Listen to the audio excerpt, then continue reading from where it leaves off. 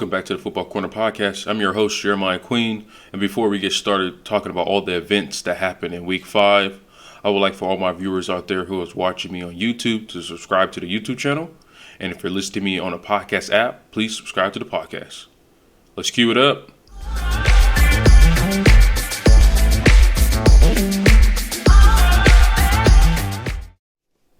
So there were a lot of good games on Sunday. And of course, we can't recap all the games, but there's a few teams I want to recap. I try to recap all the major teams that had big moments throughout the week. And I try not to repeat the same teams because I want to start fresh and talk about teams who are not getting looked at. So the first team I would like to start with would be the Panthers. So if you don't know, the Panthers have fired their DC and their head coach, Matt Rule. Now, I can't really blame the Panthers for doing so. The Panthers team in the past, under Matt Rule's rule, so to speak, have not been efficient. They have had a cycle of quarterbacks. They have not been productive. You could start with his first year. They picked up Teddy Bridgewater. That was not a success. I believe they only won 5 games. Last year, they had Sam Darnold. And then they went to Cam Newton. Sam Darnold, I believe, won 4 games, and that wasn't a success either. So you go into this season, they bring in Baker Mayfield, hoping that he could change the culture, maybe win a few games. They are 1-4 through the first 5 weeks of the season. And they got shellacked by the 49ers. The score was 37-15. And it's not all Matt Rule's fault. Unfortunately, he was dealt a bad hand. And in my opinion, the only way you can succeed in the NFL if you have a competent quarterback. And he has had average quarterback at best. Now, all 4 quarterbacks that have been in the starting rotation are all first-round picks of their respective drafts. 2 of them being first overall in Cam Newton and Baker Mayfield. And then Teddy Bridgewater was a 32nd overall pick, and Sam Darnold was a 3rd overall pick. But because you didn't have good quarterback play, and Baker Mayfield was just awful this season. There's a lot of skilled players on this team, and you saw how good these players were. See, when other quarterbacks were playing that weren't Baker Mayfield, DJ Moore is a 1,100-yard receiving receiver. Look at the stats. Look at all the stats prior to this season. DJ Moore is a true number 1. Robbie Anderson, he's a pretty good receiver too. He usually takes the top off the defense. He's a speed guy. Christian McCaffrey, even though he's been hurt, nicked up for the past few seasons, but he has played pretty decent football this season. But Baker Mayfield has been the worst. One of the lowest passer ratings of all QBs in the league, and he's last in QBR. Yes, I said it. Baker Mayfield is the worst in QBR. The only guy who competed with them is Justin Fields. And Justin Fields is in a dysfunctioning organization, the Chicago Bears, who can't get the right moves, whether it's offensive coordinator, offensive head coach, skill positions to benefit him. But that's another discussion for another day. But yeah, the Panthers fired their head coach. It's unfortunate, but the owner, David Tepper, didn't like what he was seeing. I wouldn't be surprised if Baker Mayfield will be on the bench going into Week 6. And the next team I want to cover will be the Vikings. Now, I said before the season started, I thought the Vikings would be a good team. I didn't think they would win the division just because they have Kirk Cousins. I think Kirk Cousins is good, but not great. But good will still get you 10, 11 wins, and that's what type of team I think they are. Now, they're still on pace to win the 10 or 11 games. I still have faith in Green Bay, that Green Bay will be able to get the job done and bounce back, even though they lost against the Giants, and I'll talk about that later in this episode. But I think the Vikings are playing really good football. They had 1 loss, and the only loss they have was on primetime, which is Kirk Cousins' favorite time to be playing football games. He's one of the worst in NFL history in primetime games. Also, the Eagles are a really good team. They're 5-0. So I think the Vikings are playing really good football. 4-1, lead their division, well-balanced attack. against a division opponent in the Bears. And the Bears are not the best team, but division opponent games can be very difficult to overcome. And they pulled it out in the end. Now, the final team we'll recap and cover will be the Eagles.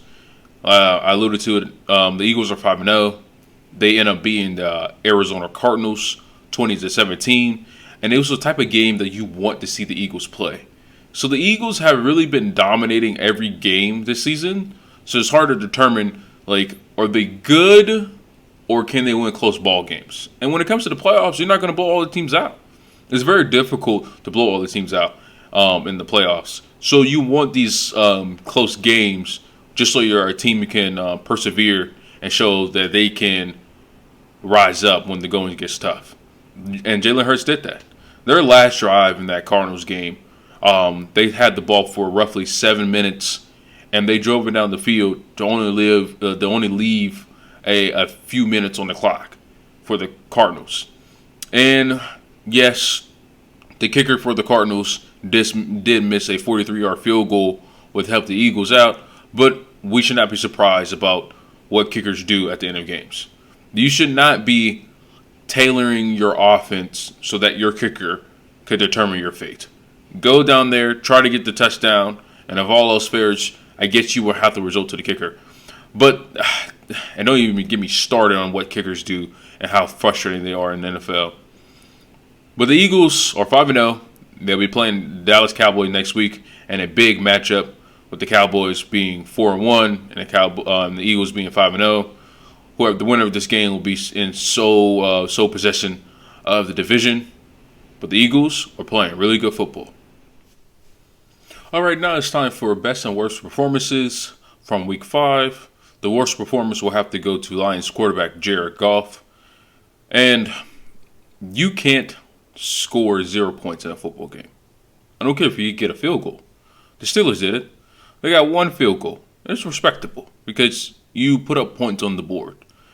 Having 0 points is not respectable at all. And for a team that came in averaging roughly 33 points a game going into Week 5, to score 0 points is atrocious. And you chalk it up to a lot of things. And I can't give Jared Goff all the blame. If I had to put a worst performance, I probably would, if it wasn't for just me doing players, I would put worst performance by Dan Campbell.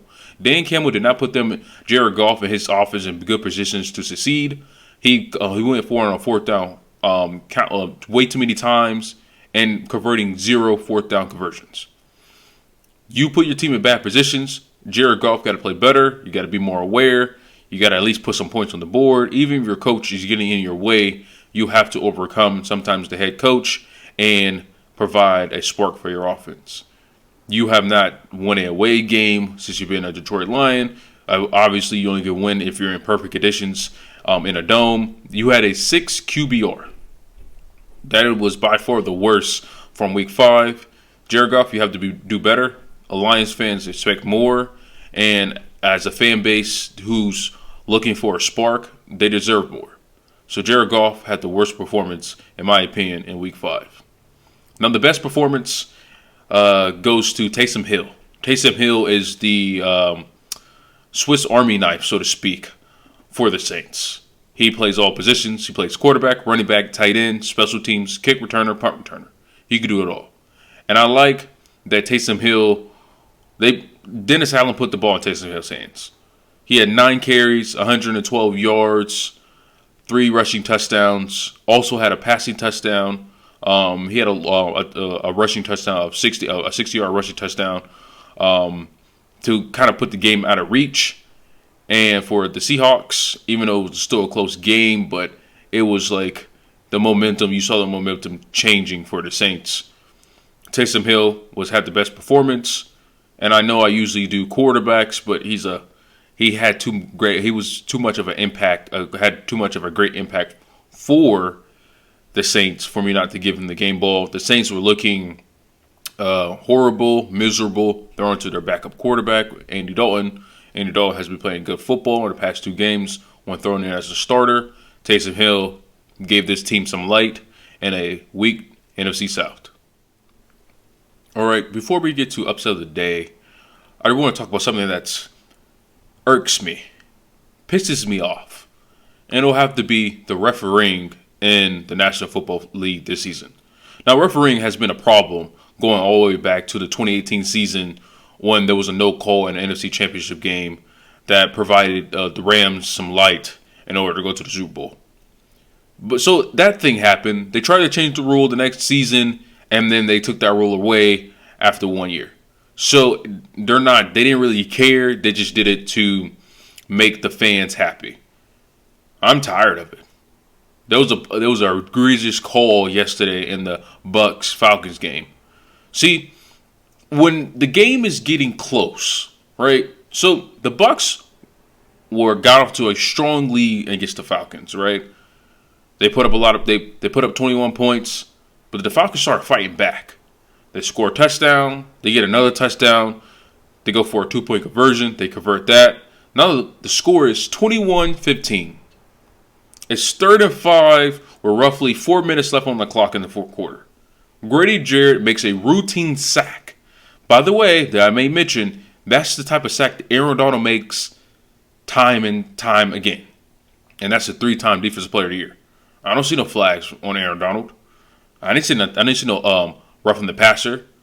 As you can see right here, this is a routine sack by defensive tackle. He just wraps Tom Brady and rolls him to the ground. Because that's what happens when you have momentum. You try tackling a 220-pound, 230-pound guy and get him on the ground to make sure that he doesn't get away from you. He didn't slam him to the ground. He just rolled. And may I add that Tom Brady rolled on top of him, and he just should make sure that he was touching the ground to where Tom Brady won't still be eligible to get up because no body part, whether it was the knee, the shin, elbow, wasn't touching the ground. It's horrible. This has to be fixed. I like Jerome Berger. I actually met him when I was in high school. He came to my school. He's a Georgia guy, but this is bad on Jerome Berger. And it's not, let's start with him because I've seen this time and time again. We have to fix this. It takes all of 5 seconds to review a potential roughing the passer. Oh, that's a bad call. We could pick up the flag, move on with the game. We need to be more accountable of what the refs do that changes situations in the game. It's just not right. All right, it's time for an upset of the week. My upset of the week will go to the Dallas Cowboys with their 22-10 victory over the Los Angeles Rams, and may I say the reigning Super Bowl champion Rams, who are not playing like it this season. They're 2-3. They're looking horrible. Their offensive line is atrocious, and Matthew Stafford can't see the field correctly unless he's targeting Cooper Kupp, and he can't stop turning the ball over. But this is about the Cowboys. The Cowboys are playing good football. In the absence of Dak Prescott, Cooper Rush is managing the game as well as someone can manage it as a backup. If I'm not mistaken, he only had 16 pass attempts, only completed 10 passes, and only passed for 102 yards with 0 touchdowns, 0 interceptions. So he's not turning the ball over. He's yet to throw an interception this season. Their defense had 5 sacks and 2 turnovers. They were playing lights out football. Their defense is leading the way until Dak Prescott gets back. They'll be playing the Eagles, which will be their biggest challenge yet. If they beat the Eagles, they'll be the leader in the division, and you will have to respect the Cowboys this season. Thanks for watching and listening to the Football Corner Podcast. Podcast episodes will be dropped on Mondays and Fridays, as well as YouTube videos on Mondays and Fridays. You could click the link in my description in order to follow the social media links to my podcast social media pages. And also, you'll be able to stay up to date on new drops, new takes, and all that good stuff. Thanks for watching. See you next time.